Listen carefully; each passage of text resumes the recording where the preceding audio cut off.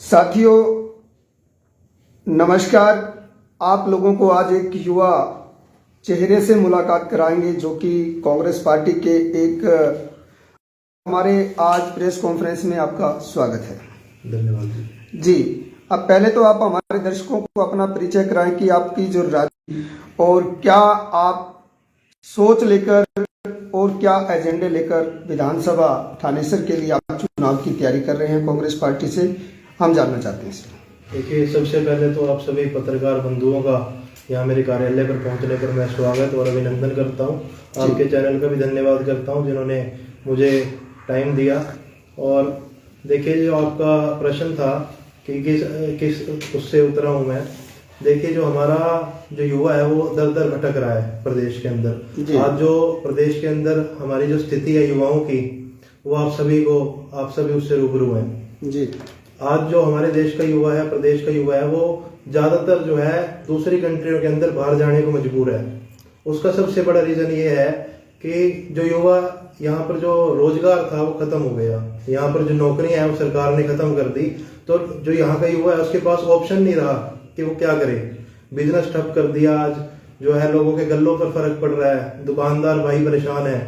तो इन सबको देखते हुए कि कोई तो युवा जो आगे आए, जो मैदान में उतरे और सब युवाओं की आवाज बने, इसलिए मुझे ये कदम उठाना पड़ा। और मैं आगे भी ये लड़ाई लड़ता रहूंगा जब तक ये। अपनी सेवाएं कब से आप पार्टी को दे रहे हैं, कब से आपने कांग्रेस का दामन थामा हुआ है? देखिए, मैं कांग्रेस पार्टी से तो शुरू से जुड़ा हुआ हूँ।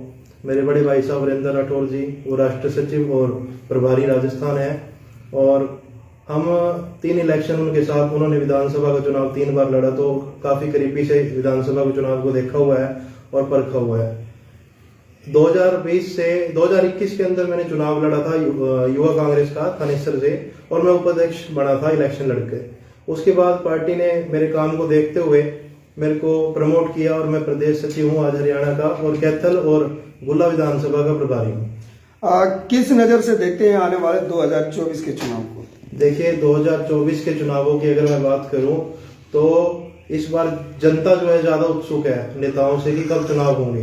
जनता जो है वो चाहती है कि जल्दी से जल्दी चुनाव हो, चाहे कल को चुनाव हो जाए, ताकि जब चुनाव होंगे तो प्रदेश से भाजपा सरकार को बाहर फेंकने का काम करेगी जनता। बात की जाए आपके विधानसभा क्षेत्र की, यहाँ पर राष्ट्रीय गीता उत्सव मनाया जाता है, बड़ी धूमधाम से मनाया जाता है और हर वर्ष मनाया जाता है। यहाँ पे राष्ट्रपति से लेकर मुख्यमंत्री, प्रधानमंत्री, गृह मंत्री, सभी बड़े नेता आते हैं। लेकिन जिस तर्ज पर विकास होना चाहिए था, थानेसर बहुत पीछे है। धर्म नगरी है कुरुक्षेत्र, भारत के नक्शे पे बहुत पूछा जी। देखिए, अगर थानेसर की नहीं, मैं पूरे प्रदेश की बात करता हूँ। जब से ये मनोहर लाल की सरकार आई है, कट्टर हर एक चीज के ऊपर सबसे ज्यादा खिलाड़ी जो है हमारे हरियाणा प्रदेश से मेडल लाने का काम करते थे जी। वहीं आज जो हमारा प्रदेश है हरियाणा, वो बेरोजगारी के अंदर सबसे ज्यादा टॉप पे आ गया। अगर आप गूगल पे सर्च करेंगे तो हमारा जो हरियाणा प्रदेश है वो टॉप के ऊपर है, टॉप फर्स्ट पे आता है नंबर में। आप बात करते हैं थानेसर की जो बात आपने पूछी है, थानेसर की मैं आपको जवाब देता हूँ।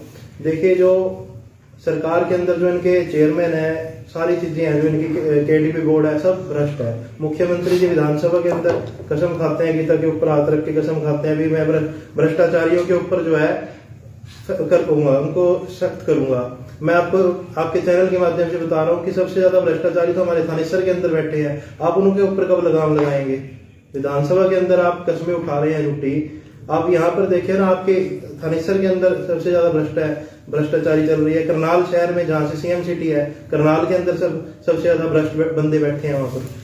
अभी कुछ समय पहले यहाँ पर मनोहर लाल खट्टर जी ने, जो कि हरियाणा के मुख्यमंत्री हैं, साइकिल यात्रा निकाल के नशे के ऊपर एक जन संदेश देना चाहते थे जनता को। इस नशे को लेकर क्या कहना चाहेंगे? नशा बहुत ही अधिक मात्रा में आज कुरुक्षेत्र के अंदर दस्तक दे चुका है। क्या साइकिल यात्रा से वो नशा दूर हो पाएगा? देखिए भाई साहब, नशा तो तब दूर होगा। देखो, अगर जो बंदा खाली बैठेगा, युवा है, अगर युवा को रोजगार नहीं मिलेगा, खाली बैठेगा, तो खाली दिमाग तो शैतान का दिमाग होता है। तो किसी न किसी क्राइम भी बढ़ रहा है। जो नशा बढ़ेगा तो क्राइम बढ़ेगा। तो इस सब के ऊपर जो है, और रही बात नशे की, तो नशा बेचने वाले भी खुद ही हैं जी। तो बात की जाए कि इसे आपकी पार्टी यदि सत्ता में आती है तो कैसे इसको दूर कर पाएंगे?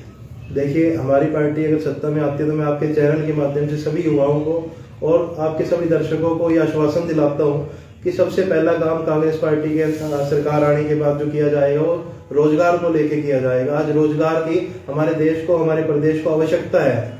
तो देखा जाता है कि मैं थानेसर की अगर बात करूं कि मोहननगर से लेकर पुराने बस स्टैंड तक की अगर बात की जाए, यहाँ पर जो लाइटों की व्यवस्था है, लाइटों पे जो पैसा खर्च किया गया है, लेकिन रात्रि के समय, धुंध के समय जब उन लाइटों को देखा जाता है तो एक भी लाइट जलती हुई नजर नहीं आती। ये कई बार हम अपने चैनल के माध्यम से विधायक सुभाष सुधा जी को दिखा चुके हैं, लेकिन आप इसके बारे में क्या कहेंगे? देखिए जी, जो लाइटों का मुद्दा है और लाइटों के अलावा पशुओं का भी मुद्दा है, आपको शायद मैं बताऊं। जी जी जी। जो पशु जो है वो जो बहुत ज्यादा यहाँ पे सड़कों पर आ जाते हैं, जो उसकी वजह से एक्सीडेंट का कारण बनते हैं वो। जी, हमने भी इसकी बहुत बार आवाज की बात की जाए, हॉस्पिटल में डॉक्टर नहीं है। देखिए, शिक्षा की बात की जाए तो जब से सरकार आई है मेरे ख्याल से तो कोई ऐसा स्कूल नहीं है जो इन्होंने खोला हो, बल्कि जो और स्कूल खुले हुए थे और कॉलेज खुले हुए थे उनको बंद करने का काम भाजपा सरकार ने किया है। यही हाल जो है हॉस्पिटल्स के अंदर है। आप हमारे यहाँ पे LNJP हॉस्पिटल जो कुरुक्षेत्र का है, मेरे साथ आप कभी रात को चलना, आप रात को मेरे को वहाँ पे कोई भी डॉक्टर अगर मिल जाए तो आप मुझे पकड़ लेना, वहाँ पे रात को एक भी डॉक्टर अवेलेबल नहीं होता। अक्सर कुरुक्षेत्र की राजनीति का अगर सारा इतिहास देखा जाए तो यहाँ पर जो सरस्वती नदी की बात की जाए या प्रॉपर्टी से संबंधित बात की जाए कि वही लोग राजनीति में आगे आते हैं जो कि यहाँ पर प्रॉपर्टी का काला बाजार करते हैं और जो सरस्वती नदी है उस पर कब्जा करते हैं, अपने प्लॉट काटते हैं। क्या कहेंगे आप? देखिए, आप क्यों सारी बातें खुलवा रहे हैं। जो हमारे यहाँ पर जितने भी आप लगा लो समाज सेवी जो बन रहे हैं आजकल, उन सभी का इसके अंदर हिस्सा है और आप सभी लोगों को पता है। मेरे से ज्यादा तो आप पत्रकार बंधु ज्यादा जानते हैं। इंडियन फिल्म का डायलॉग है कि जो बात की जाए कि ये कहा जाता है कि एक चगला चलाने वाला सरकार चलाने वाला बन जाता है, ऐसा कुछ कुरुक्षेत्र में भी देखने को मिला है। बिल्कुल, आप क्या कहेंगे आप? अगर आप बिल्कुल सही हैं। देखिए, अगर मैं अपनी बात करता हूँ, मैं किसी और की बात नहीं करते हुए अपनी बात करता हूँ कि अगर मुझे विधानसभा के अंदर जाने का मौका मिला तो मैं थानेसर की जनता से दिल ठोक कर एक वादा कर सकता हूँ कि मैं यहाँ पर जो एक कालाबाजारी चल रही है उसके अंदर इन्वॉल्व नहीं होऊंगा कभी भी। तो बात की जाए कि यहाँ पर जब बाढ़ की स्थिति आई तो पूरा इलाका जलमग्न था और आज तक इन समस्याओं से ये इलाका निजात नहीं पा चुका। सरकार काम करना नहीं चाहती, जो नेता हैं सत्ता में बैठे हैं, जनता ने उनका बड़ा अच्छा स्वागत उस समय किया और देखने वाला वो एक दृश्य बहुत बढ़िया था। क्या कहेंगे आप, कैसे समस्याओं का समाधान? हमने भी जब भी बाढ़ आई थी अभी, हमने भी पानी के अंदर सेवा की थी तो हमने देखा कि जितने भी साइफन है वो सारे ढंग से साफ नहीं किए गए थे, जिसकी वजह से ब्लॉकेज हुई और पानी अंदर आया। इसका एक मेन कारण ये भी है कि अवैध कॉलोनियां जो यहाँ पर कटी हुई हैं वो भी उसका एक मुख्य कारण है, जिसकी वजह से बाढ़ जैसी समस्याओं का यहाँ पर आना होता है। तो आप किन किन समस्याओं पर कार्य करना चाहते हैं? आप अभी अपने हलके में घूम रहे हैं, क्या समस्याएं सबसे ज्यादा सामने आई हैं? देखिए, हमारे थानेसर की एक तो सबसे जो मेन समस्या है वो रोजगारी की है। रोजगार नहीं है यहाँ पर। दूसरी जो मेन समस्या हमारे शहर की समस्या है कि यहाँ पर कूड़े की बहुत ज्यादा समस्या है। यहाँ पर कूड़े का कोई ऐसा प्लांट लगना चाहिए जिससे जो है डंपिंग एरिया के अंदर जो आसपास के गाँव वाले हैं, जैसे अभी कहीं पे पीपली के पास डंपिंग जोन बनाया था तो वहां पर भी जो आसपास के जो लोग हैं उनको बदबू आती है और वो जो है इसकी समस्या उठाते हैं। तो ऐसी जगह हो जहाँ पर रहायशी एरिया ना हो, वहां पर कोई प्लांट बनाया। देवीलाल पार्क के आसपास काफी मोटरसाइकिलें चोरी होती हैं, रात को बहुत दुकानों पर चोरी की जाती है, तो क्या कैसे आप लगाम लगा पाएंगे? मैं तो आपके चैनल के माध्यम से प्रशासन से भी अपील करता हूँ कि थोड़ी सी गश्त बढ़ाएं ताकि जो है इस तरह की जो वारदातें ना हो। और इस सब का जो मुख्य कारण है वो नशा भी है। अगर प्रशासन, आपने देखा है कि कई मर्डर भी हो चुके हैं। बिल्कुल जी, अभी हुए हैं और सेक्टर 13 के अंदर भी अभी थोड़े दिन पहले ही चोरी हुई है हमारे घर के बिल्कुल पास ही। तो ये जो इसका जो मेन कारण है, अगर प्रशासन जो है थोड़ी सी गश्त और बढ़ा दे दिन के अंदर भी और रात को भी, तो इसके ऊपर लगाम लग सकती है। हमने डीसी साहब को कई बार ज्ञापन दे चुके कि जो नशा है हमारे शहर के अंदर, चिट्टे की बहुत ज्यादा समस्या है और इस प्रकार के जो सूखे नशे हैं वो बहुत ज्यादा बढ़ रहे हैं। तो हमने कई बार डीसी साहब को भी ज्ञापन दिया और डीसी साहब ने इसका संज्ञान लेते हुए कई बार पकड़े भी हैं। गांधीनगर की बात की जाए, गांधीनगर के अंदर महिलाएं नशा सेल करती हैं, लेकिन कोई भी लगाम आज तक नहीं लगाई गई। बिल्कुल जी, हमने तो प्रशासन को, मैंने अभी आपको बताया कि प्रशासन को कई बार जो है बताया भी है और एप्लीकेशन भी दी है। और मैं प्रशासन से आपके चैनल के माध्यम से दोबारा भी अपील करता हूँ कि पूरे थानेसर के अंदर जो है इस प्रकार की जो वारदातें हैं उसको अंजाम जो हो रही है इसके ऊपर लगाम लगाने का काम करें। खुद आपके चैनल के माध्यम से खट्टर साहब से पूछना चाहता हूँ कि खट्टर साहब इस चीज का जवाब दें कि क्यों आप कस्में खा रहे हैं कि आप भ्रष्टाचारियों को पकड़ेंगे, तो आप क्यों नहीं पकड़ रहे हैं भ्रष्टाचारियों को? जो है वो पूरी तरह से तैयार बैठे हैं कि कब 2024 के चुनाव हो, और जो इस प्रकार के जो नेता हैं वो चाहे किसी भी पार्टी से हो, उनको बाहर निकालने का, उनको प्रदेश से बाहर जाने का रास्ता अब की बार जनता दिखाएगी। आप चुनाव हो जाने तो एक बार आप फिर बात करना कि आप वो नेता गायब हो जाएंगे, मिलेंगे नहीं कि हराएंगे।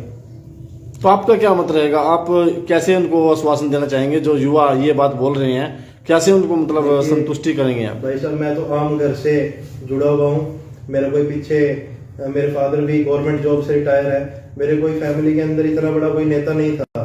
मैंने एक कदम उठाया थानेसर की जनता के लिए, ताकि मैं थानेसर की जनता की आवाज बन सकूं, और लोग भी जैसे हल्के के अंदर गांव में भी जाते हैं और शहर में भी, वार्ड के अंदर भी जाते हैं, तो बहुत अच्छा रिस्पांस मुझे मिल रहा है, क्योंकि मैं एक युवा हूँ और जनता मुझ पर आंख बंद करके विश्वास कर सकती है। उन युवाओं से क्या अपील करेंगे जो आपको अपना नेता मान चुके हैं?